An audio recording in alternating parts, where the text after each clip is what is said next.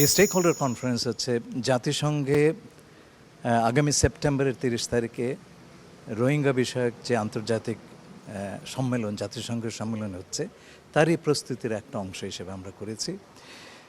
আপনারা জানেন এই বিষয়টি আন্তর্জাতিক এজেন্ডা থেকে খসে পড়ছিল।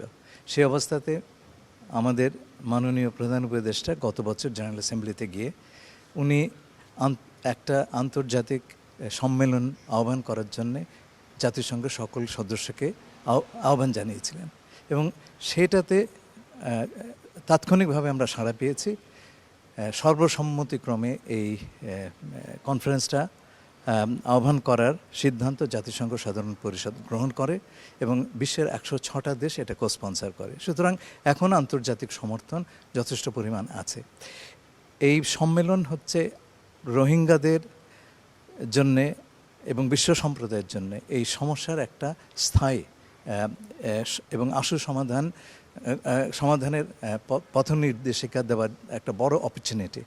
আমরা সেই কারণে রোহিঙ্গাদের ভয়েস, তাদের কথা, তাদের আশা আকাঙ্ক্ষা, তাদের স্বপ্ন, এগুলো আমরা সেই কনফারেন্সে নিয়ে যেতে চাই। আপনারা জানেন জাতিসংঘে সদস্য রাষ্ট্ররাই এই সম্মেলনগুলিতে অংশগ্রহণ করে।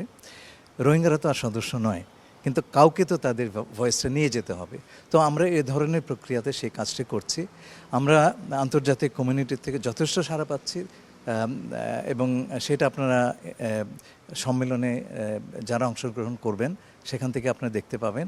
এবং আমরা যে বার্তাটা নিয়ে যাব রোহিঙ্গারা যে এই সম্মেলনের মাধ্যমে যে বার্তাটা পাঠাবেন সেটা ওই আগামী সেপ্টেম্বরে ইউএন কনফারেন্সের একটা বড় উপাদান হবে। সাহায্য যাতে অব্যাহত থাকে সেই প্রচেষ্টা তো আমরা সবাই মিলে করছি এবং কিছু কিছু দাতা দেশ আমি সম্প্রতি কিছু উদ্যোগের নিশানা পাচ্ছি, কিন্তু সবচেয়ে বড় জিনিস হচ্ছে তাদের ফেরত দেওয়া। আমি আন্তর্জাতিক সম্প্রদায়কে একটি কথা সবসময় বলি যে গত 8 বছরে আমরা 5 বিলিয়নের ওপর খরচ করেছি আন্তর্জাতিক সম্প্রদায় রোহিঙ্গাদের ওপরে। এরা আসবার আগে কয় টাকা খরচ হয়েছে? 1 পয়সা না।